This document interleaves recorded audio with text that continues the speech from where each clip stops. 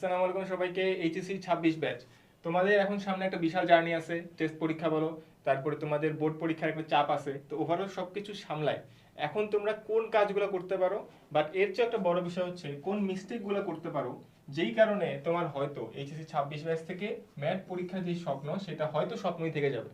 এখন দেখো, আমি এখানে কোনো কোর্স তোমাকে আসলে প্রমোট করতে আসিনি, আমি জাস্ট তোমাকে বলতে আসছি যে কোন বিষয়গুলো এখন এই মুহূর্তে তুমি যদি করো তুমি ভালো স্টুডেন্ট হতে পারো বা ব্যাড স্টুডেন্ট হতে পারো, যেটাই হও না কেন, যেই কাজগুলো একদম করা যাবে না। অ্যাটলিস্ট তুমি যদি মেডিকেল অ্যাসপিরেন্ট হও, যেগুলো করাই যাবে না সেগুলো নিয়ে আজকে আলোচনা করবো। দেখো, প্রথমে যদি বলি ডিপ পড়াশোনা করা।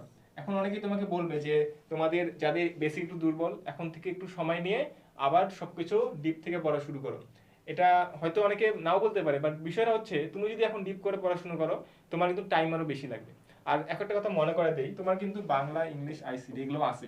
এখন তুমি ফিজিক্সের ক্ষেত্রে মনে করো দুর্বল, ফিজিক্স তুমি কি প্রথম থেকে শুরু করবা, প্রথম থেকে একাডেমিক এখন ব্যাচ বা একাডেমিক কোনো পড়াশোনা দিয়ে সেই জায়গায় আসা একটু কঠিন। তুমি যেটা করতে পারো সেটা হচ্ছে ওয়ান শট। অবশ্যই আমি মানে এটা খুবই সাপোর্ট করি, কিন্তু একটা কথা আছে, ওয়ান শট মানুষ বলে যে ওয়ান শট করলে তুমি দেখা যাবে পিছাই যাবা, বা ওয়ান শট করতেছো তোমার হয়তো বেসিক কত ডেভেলপ করবে না।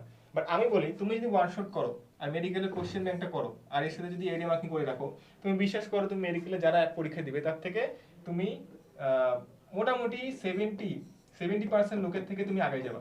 লিটারালি 70% মানুষের তুমি আগে যাবা। এখন ওয়ান শটের সমস্যা এটাই যে তোমার সবগুলো এখানে পড়া দিবে না, তোমাকে নিচ থেকে কিছু পড়তে হবে। এই জায়গায় আমি তোমাকে একটু অ্যাড করবো, ওয়ান শট ক্লাস করার পর নিচ থেকে তুমি ইন্টুইশন নিজেই তুমি অনলাইনে সার্চ দিয়ে যেগুলো টপিক পারো না সেগুলো পড়বা। তার মানে আমার কথা হচ্ছে ভাই তুমি ডি পড়বে না, তুমি এখন পড়বে কি, তুমি জাস্ট ইম্পর্টেন্ট টপিকগুলো দেখলা ওয়ান শটে, যেগুলো পারো না সেগুলো তুমি যাবা কোথায় বলো তো, তুমি যাবা সেখানে ইউটিউবে গিয়ে তুমি আস্তে আস্তে যেগুলা যেমন মনে করো 5 মিনিটের ভিডিও বা তোমার 6 মিনিটের ভিডিও, এরকম ভিডিও দেখে দেখে তুমি ওই টপিকগুলো শেষ করলা। তার মানে তুমি একটা জিনিস, তুমি মনে করো তোমার বিশাল বড় সিলেবাস বাকি, তুমি ওয়ান শট ক্লাস দেখলা, ইম্পর্টেন্ট টপিক জানলা, তারপর সেগুলো তুমি নিজ থেকে ঠিক করে নিলা।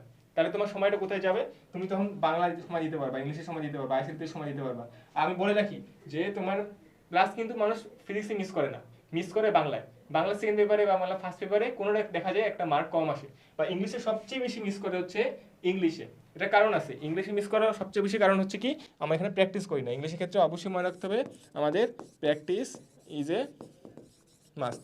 প্র্যাকটিসটা অবশ্যই আমাদের করতে হবে। এখানে একটা কথা হচ্ছে টেস্ট পেপার অবশ্যই আমরা করব, এটা আসলে বাদ যাবে না, ইনশাল্লাহ কারো ক্ষেত্রেই বাদ যাবে না। বাট এখানে একটা কথা হচ্ছে টাইম লস। তোমরা এখন যদি যে কোনো কোচিংয়ে বলো, দূরে দূরে যে কোচিং করা বাদ দাও, এখন অনলাইনে যুগ আছে, তোমরা পরীক্ষা দিতে পারো, ওটাতে আমার সমস্যা নেই, বাট বাইরে দূরে গিয়ে এখন ক্লাস করা দরকার নেই। তুমি যদি 8 থেকে 10 আওয়ার যদি তোমার পড়ার সময় না হয়, তাহলে অ্যাটলিস্ট আমি মনে করি তুমি রাইট ট্র্যাকে নাই। তাহলে মিস্টেকগুলোর মধ্যে মেইন মিস্টেক হচ্ছে ভাই তুমি এখন ডিপ পড়তে যাচ্ছ, বা তুমি এখন 10 ঘন্টা বেশি পড়তে পারছো না। এটা হচ্ছে তোমার মেইন জায়গা, খুবই সিম্পল জায়গা, বাট খুব এই জায়গাগুলো তুমি মেনটেন করতে পারো তাহলে হয়ে যাবে। এখন একটা টপিক আছে, সেটা হচ্ছে ব্যাড স্টুডেন্ট যদি তুমি হও, কাকে বলতেছি, মনে করো যাদের তোমার 70 থেকে 80% সিলেবাস হয়নি। কেন বলতেছি ব্যাড, কারণ তারা এখন প্রি মেডিকেল করতে পারবে না, তারা যদি প্রি মেডিকেল চায় করতে পারবে না। বাট যাদের তোমার 70 থেকে 80+ আছে, মানে তোমার সিলেবাস মোটামুটি শেষ, তারা কিন্তু অবশ্যই প্রি মেডিকেল করবা। এখন ভাই আমি কি বলতেছি যে টার্গেট এমসিতে ভর্তি হইতে না, আমার কথা হচ্ছে ভাই তুমি ইউটিউবে ফ্রি ক্লাস আছে, তুমি ফ্রি ক্লাস যেয়ে দেখো, আমার তো সমস্যা নাই।